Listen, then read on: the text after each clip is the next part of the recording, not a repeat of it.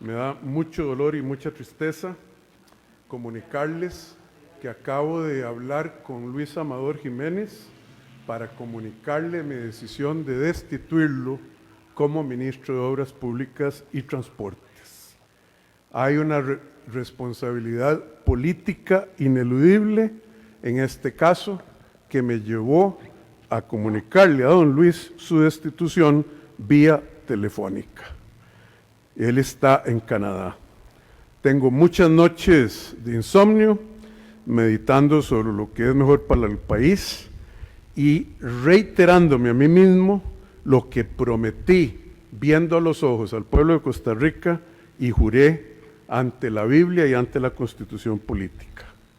Luis es un ministro capaz, o ha sido un ministro capaz, un profesional muy distinguido y alguien sobre quien hay expectativas amplias. Costarricenses, amigos de todo el país que me han escrito, todos se preguntan qué es lo que ha ocurrido. Hoy vengo a ustedes para contarles con la misma transparencia con la que he venido siempre, con la verdad, lo que ha ocurrido. La licitación del aeropuerto Daniel Oduber Quirós era una necesidad para el país, imperante para reparar la pista, porque si no se perdía la clasificación internacional y dejaban de llegar vuelos a Liberia. En ese proceso, la Comisión Nacional de Emergencias, en conjunto con la Dirección General de Aviación Civil, fue la que llevó a cabo la elaboración de los términos de referencia, la revisión de esos términos de referencia, la aprobación de los mismos, la salida al concurso, la evaluación de ofertas, la adjudicación, las apelaciones y finalmente la firmeza. En ninguno de esas etapas tuve yo el documento en mis manos. Eso fue de mero trámite entre la Comisión, la Dirección de Aviación Civil, única y exclusivamente. Yo no preparé los términos de referencia, yo no revisé los términos de referencia, yo no aprobé los términos de referencia, yo no adjudiqué ni recomendé, y esto es algo que me han endosado por cuestiones meramente políticas. Les quiero decir que me voy muy tranquilo, sabiendo que di hasta el máximo por el país, que hice todo lo humanamente posible por tratar de mejorar las condiciones en las que usted y yo tenemos que vivir. Les quiero decir que con la misma tranquilidad vamos a regresar en un futuro. Hoy, para poder subsistir, salgo del país en un exilio voluntario donde los tentáculos del mal no me alcancen. Regresaré pronto y estaremos nuevamente todos unificando fuerzas para poder correr en esa campaña del 2026. Muchas gracias. Buenas noches, bienvenidos a Desde la Otra Acera, espacio de análisis de la realidad de la Asociación de Profesores de Segunda Enseñanza APSE. Esta noche abordaremos el tema Chávez versus Amador, ¿qué pasó en el aeropuerto Daniel Oduber? Para lo cual cuento con dos invitados en el estudio, doña Vivian Chávez Chinchilla, presidenta de APSE. Buenas noches, doña Vivian, bienvenida a este espacio. Muchas gracias, buenas noches, Ariel. Don Vladimir, bienvenido. Don Vladimir de la Cruz, politólogo e historiador. Buenas noches igualmente, don Vladimir, bienvenido a este espacio. Muchas gracias, Ariel, y muy buenas noches a doña Vivian y a toda la comunidad apsina que nos atiende esta noche en sus casas. Sin duda alguna. Y también contaremos con la presencia de Fernando Chironi, productor y comentarista radiofónico. Para arrancar con el tema de esta noche, primero veamos el editorial de APSE sobre este tema denominado Caso Aeropuerto Daniel Oduber, más de lo mismo. La destitución de Luis Amador como cabeza del Ministerio de Obras Públicas y Transportes ha dejado más interrogantes que respuestas. La versión oficial apunta a la participación de Amador en una licitación supuestamente amañada para la remodelación de una pista en el aeropuerto Daniel Oduber, pero las sospechas no quedaron en Luis Amador. La adjudicación de la obra a MECO, a pesar de su oferta más cara y de un requisito agregado de último momento que solo cumplía esta empresa, ha levantado serias dudas sobre la transparencia del proceso. Aunque el gobierno anunció una revisión de precios para reducir los costos, La adjudicación final a MECO no reflejó esta supuesta preocupación por el ahorro de recursos públicos. Más alarmante aún es el hecho de que el Ministerio Público estuviera investigando a Amador y Naranjo desde enero de 2024, sin que el gobierno tomara acciones concretas hasta 2 meses después. ¿Por qué la demora en presentar una denuncia formal? ¿Qué otras irregularidades podrían estar ocultas tras ese retraso? Las denuncias de la empresa Pedregal sobre el sesgo en la Comisión Nacional de Emergencias y su presunta preferencia por MECO desde el inicio de la licitación añaden más incertidumbre sobre la integridad de todo el proceso. Las revelaciones del presidente de MECO, José Alfredo Sánchez Zumbado, sugieren una implicación directa del presidente Chávez en el proceso de licitación, contradiciendo la versión oficial. ¿Hasta qué punto estuvo involucrado el presidente en esas decisiones? ¿Cuál fue su verdadero papel en todo este asunto? La salida del país de Luis Amador, anunciada como un autoexilio en Canadá, plantea aún más preguntas sobre la presión política que podría haber en su destitución. ¿Es este un intento de silenciar a una voz incómoda o es simplemente un intento de evadir responsabilidades? Para APSE Sindicato es de suma preocupación que el gobierno no quiera asumir las responsabilidades del caso, pero es aún de mayor preocupación que un funcionario público decida como si nada irse del país sin responderle a la ley. El que nada debe, nada teme. Como si fuera poco, el exministro tuvo el descaro de anunciar una posible candidatura presidencial para el 2026. Nos queda claro que Chávez y Luis Amador son más de lo mismo. Para arrancar con el debate de esta noche, le consulto a los foristas qué sabemos acerca del caso del aeropuerto Daniel Oduber.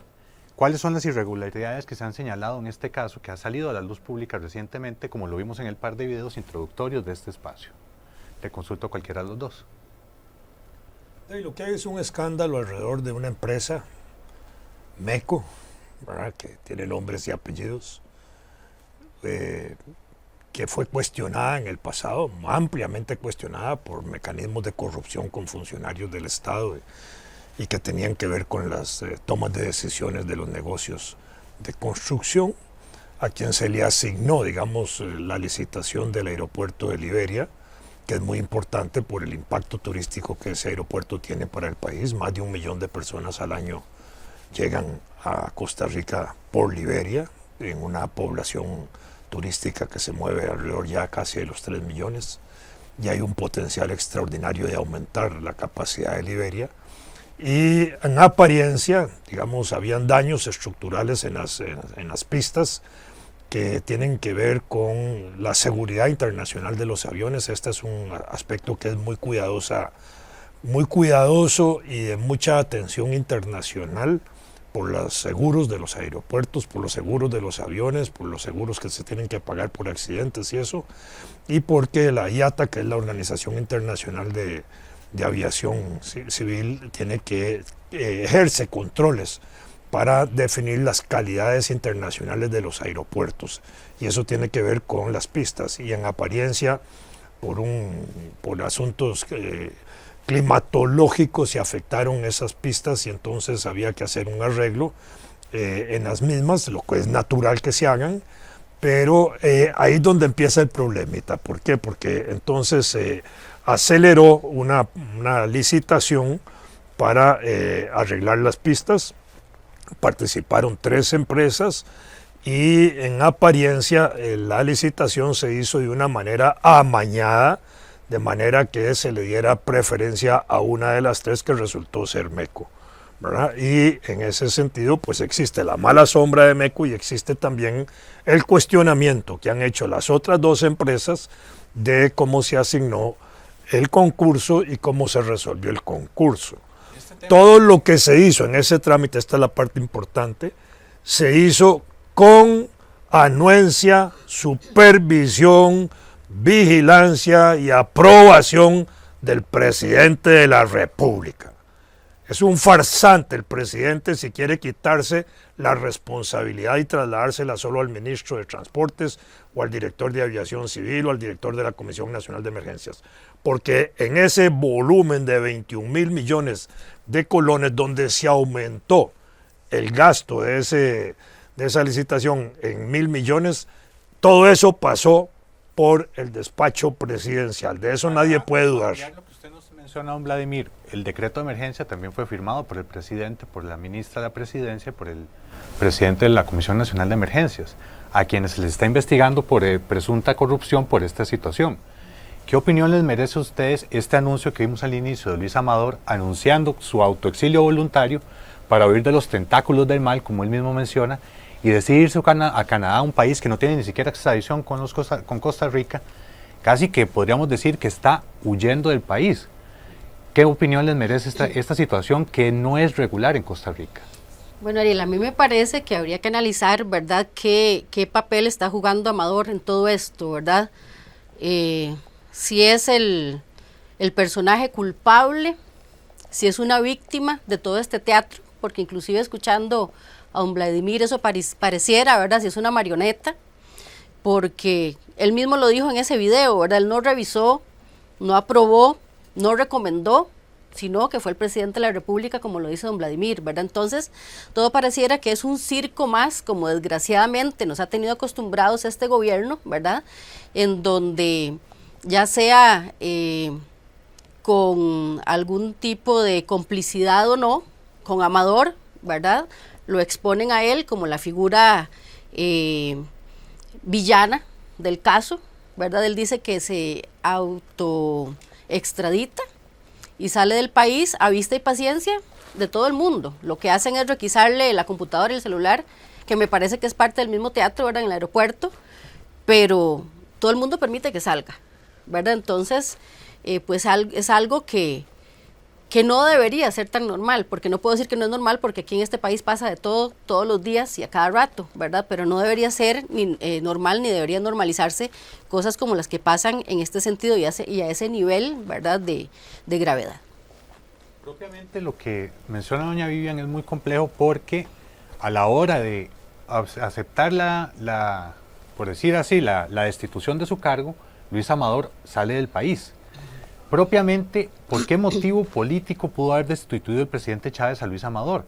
Porque, y esto se los consulto a ambos, porque en la conferencia de prensa los miércoles que hace el presidente, un periodista le consultó por qué, si esta situación se sabía desde diciembre, hasta ahora se tomó la decisión de destituir al ministro. Inclusive lo que señala doña Vivian, otro tema complejo, es cómo la salida se permitió, porque la denuncia penal fue presentada hasta el viernes, después de que ya había salido el exministro Amador.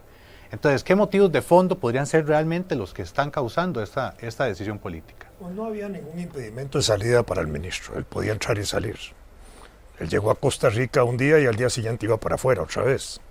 Él lo había anunciado, de manera que lo estaban esperando en el aeropuerto.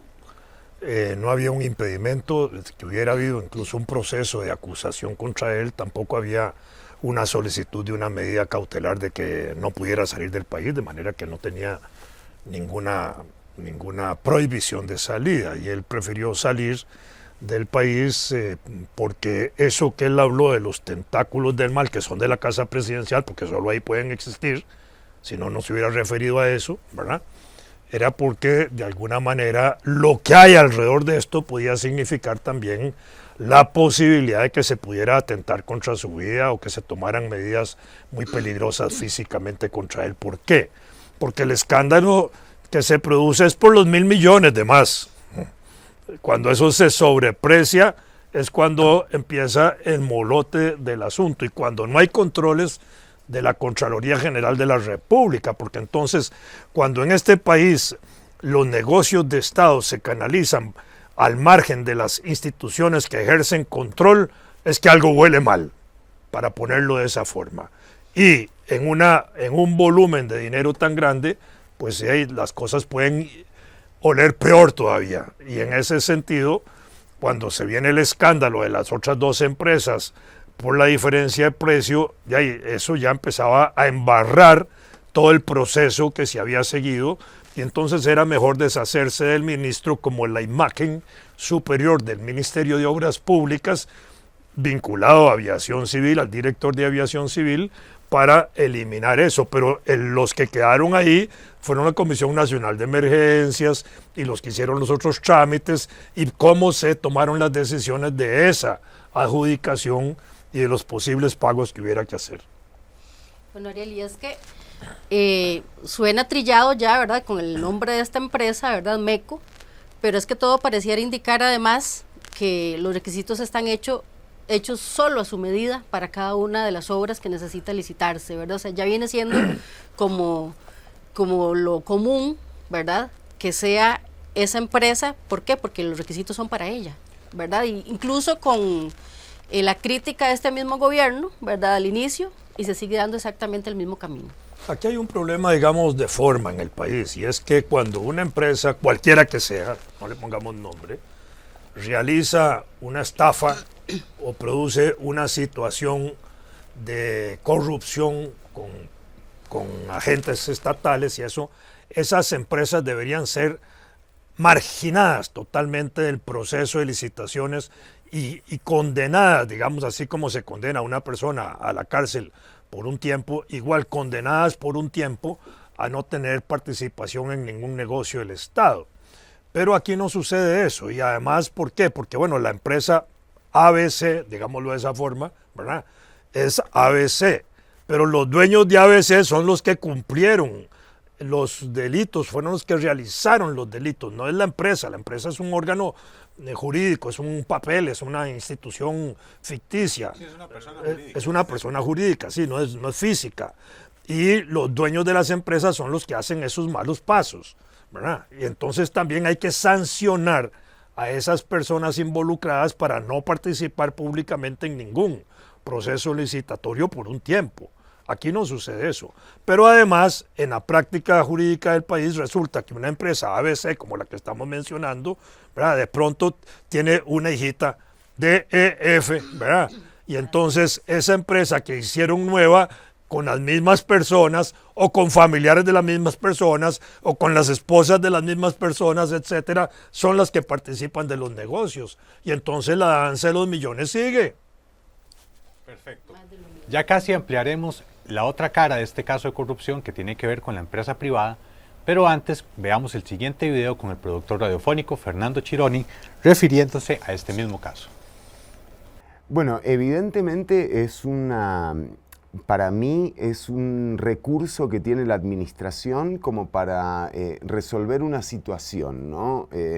Sí lo veo con que pueden haber algunas ilegalidades en torno a las adjudicaciones, pero lo que sí siento en torno a los decretos o declaraciones de emergencia es que terminan siendo el último recurso que tienen las administraciones para desarrollar obra pública. Si uno ve en la historia, por ejemplo, qué pasó con decretos de emergencia anteriores, bueno, uno se encuentra con que Juan Carlos Bolaños, el protagonista del cementazo, ingresó, digamos, a la palestra pública o a través de una licitación que también tenía que ver con una emergencia. El primer escándalo que hay de Juan Carlos Bolaños es durante la administración de Laura Chinchilla, a raíz de un dique que se hace con cemento chino.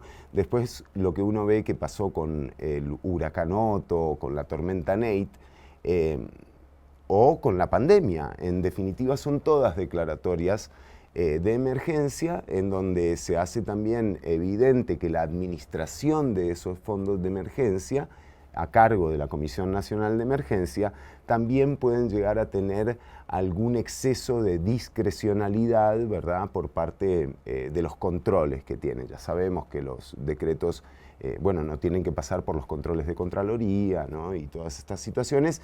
Eso les da una libertad particular a las administraciones de desarrollar obra pública necesaria. Ahora,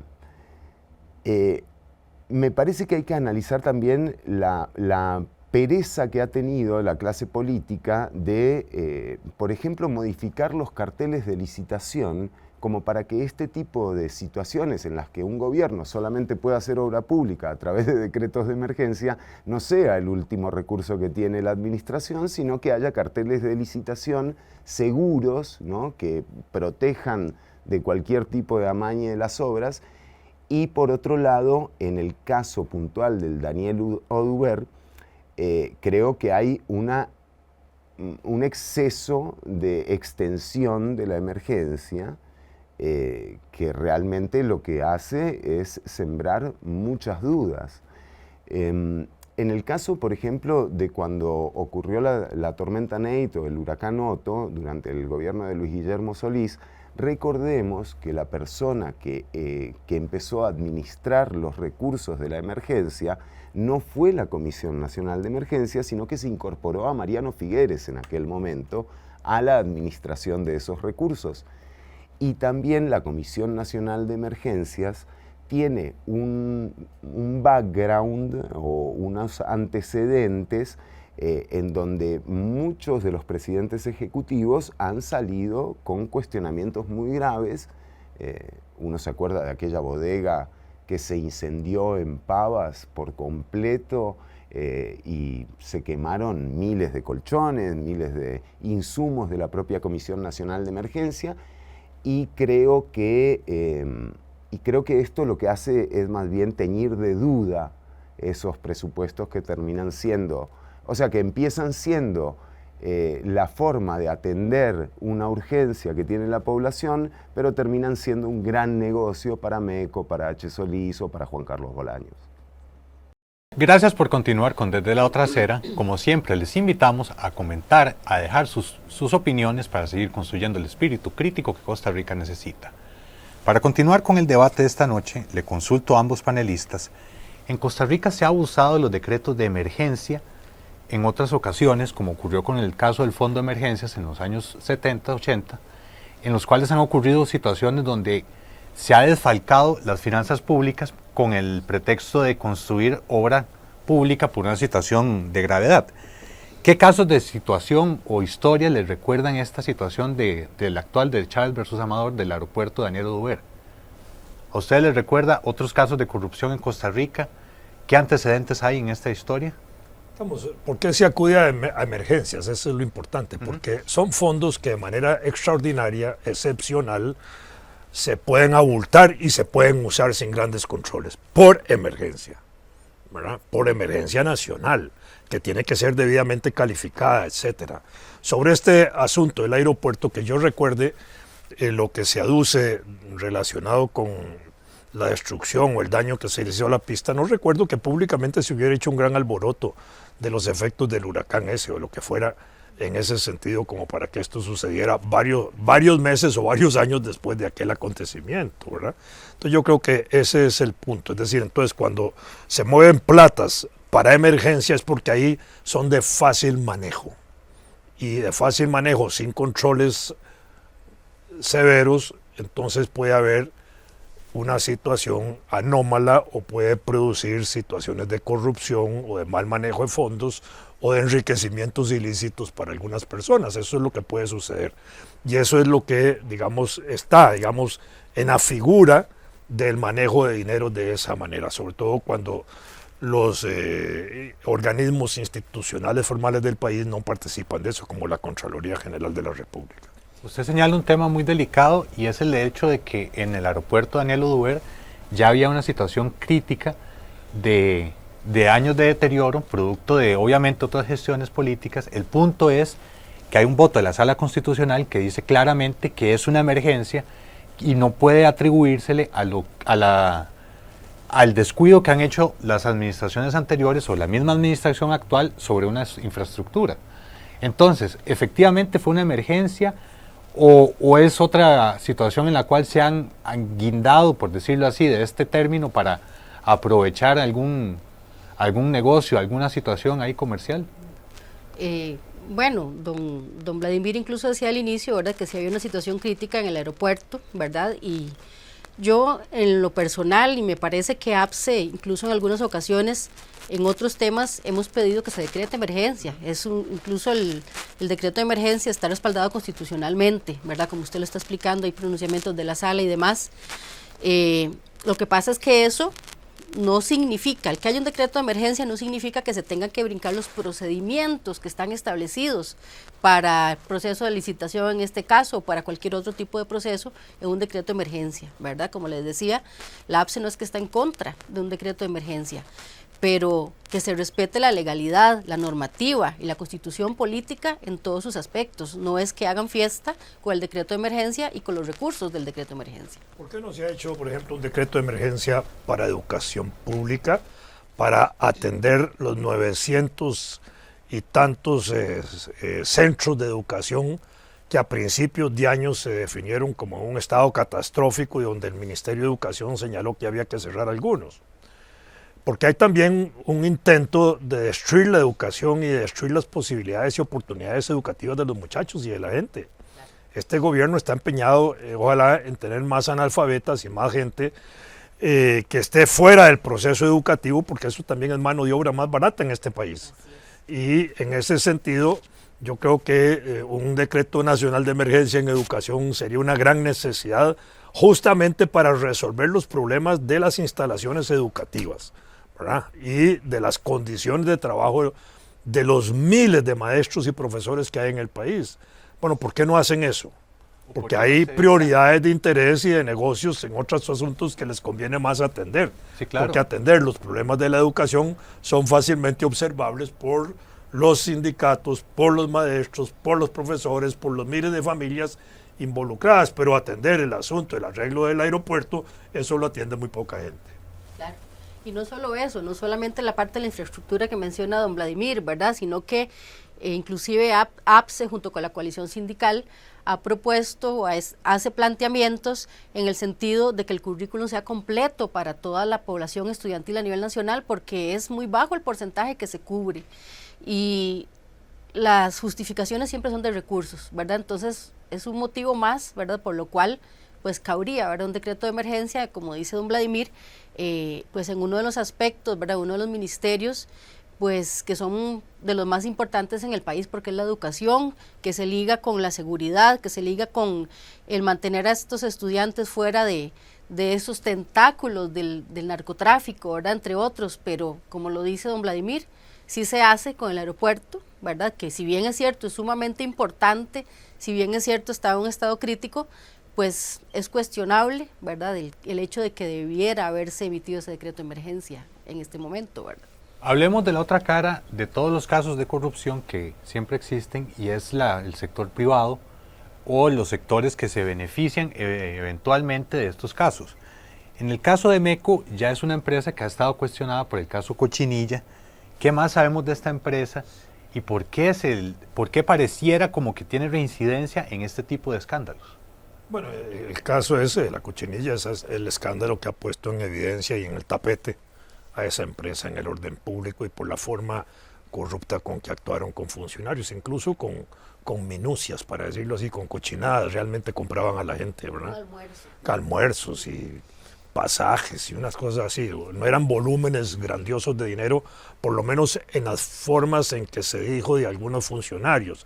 Puede ser que hubiera otros tras bambalinas que sí recibieron mucha plata y que no se dijo nunca nada de ellos, ¿verdad? Pero al final de cuentas, ese es el punto. Aquí no es el problema de quién roba, porque el que roba un 5, decía mi abuelita, roba pesos, ¿verdad? O el que roba poco termina robando mucho, ¿verdad? Ese es el punto. Y entonces cuando se crean las estructuras, digamos, mafiosas y corruptas de distribuir dineros, funciona de acuerdo a la importancia de quien haya que comprar, sobornar o mediatizar o comprometer para que tomen decisiones a favor de una empresa determinada. Para concluir, les pregunto a ambos, en este momento el Poder Ejecutivo tiene 42 destituciones entre ministros, presidentes ejecutivos y otros funcionarios. ¿Qué nos dice esto del actual gobierno de Rodrigo Chávez y hacia dónde apuntará en la gestión de esta administración pública? Bueno, yo pienso que tal vez el partido de gobierno tal vez no tenía la claridad de que iban a quedar en el gobierno, que iban a quedar en el Poder Ejecutivo, ¿verdad? Bueno, y parte del resto de poderes de la República. Tal vez hubo disposiciones, ¿verdad?, de su gabinete a la ligera, o tal vez no se ha podido tener una relación adecuada con el tipo de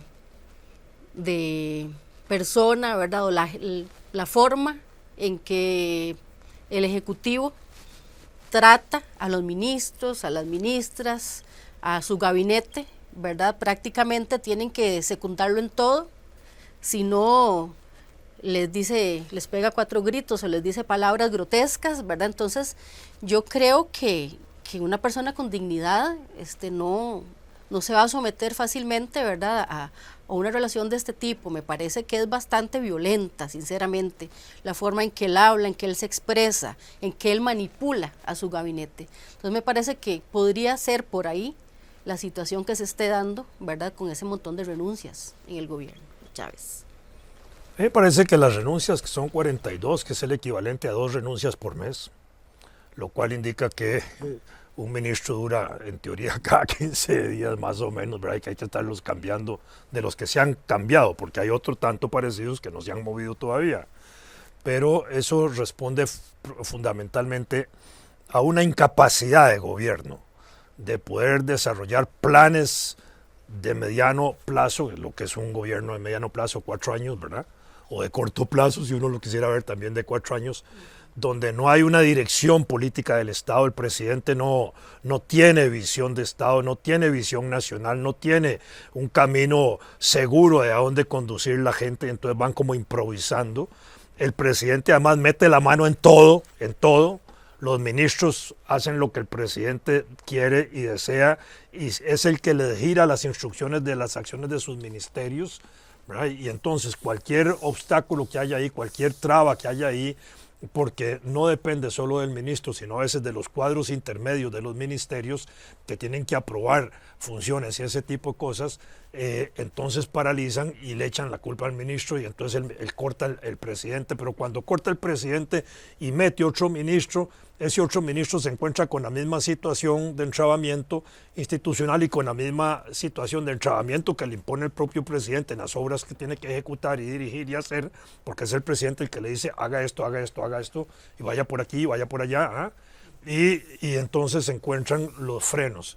Justamente el nuevo ministro de Obras Públicas ha declarado hoy, me parece que viene la declaración hoy, o hace 2 días más bien, de que él va a continuar la obra del actual ministro. Pero ese es el primer caso en que un ministro dice voy a continuar lo siguiente, porque cuando cambian los ministros, generalmente cambian algunos funcionarios hacia abajo. Este no es un país donde al cambiar un ministro cambia toda la institucionalidad hacia abajo, los órganos asesores y todo.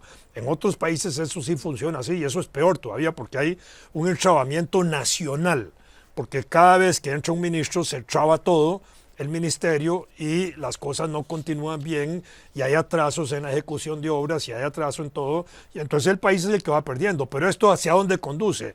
Hacia el punto de lo que quiere el presidente de la República, de crear una situación de crisis nacional, de crisis política, de crisis de administración, que es el discurso de lo que él ha venido diciendo, de que no lo dejan gobernar, que no lo deja gobernar la Sala Constitucional, de que no lo deja gobernar la Asamblea Legislativa, que no lo deja gobernar la Corte, que no lo dejan gobernar los partidos políticos, que no lo dejan gobernar críticos como nosotros, que etcétera, ¿verdad? Y entonces, en ese sentido, él está tratando de crear una situación por la cual él se presente como el salvador del país, con posibilidades de ejercer un gobierno de fuerza excepcional que le permita actuar sin controles, que es lo que él quiere hacer. Y eso no funciona en Costa Rica. Esta es una democracia funcional. Tenemos 200 años.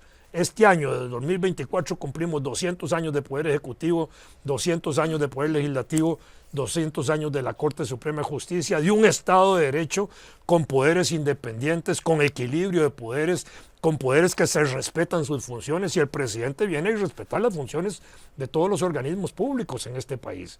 Y en ese sentido, esa crisis que está manifestándose por los cambios de gobierno, de ministros, es la parte de apariencia que el presidente quiere montar para tratar de crear un caos nacional de gobernabilidad o de gobernanza, donde él dice no me dejan gobernar, necesito fuerza, y vamos a ver qué se puede hacer en ese sentido. Aquí no es fácil hacerlo, pero está trabajando en eso y está minando la institucionalidad pública para que todo el mundo pierda la confianza absoluta en toda esa institucionalidad democrática que tenemos nosotros. Tenemos que salir a la defensa de esa institucionalidad democrática. Les agradezco a los invitados, gracias doña Vivian por su presencia, gracias Vladimir por sus aportes, gracias a Fernando por la entrevista que nos brindó, Gracias a ustedes por habernos acompañado esta noche y los esperamos en una próxima edición de Desde la Otra Acera.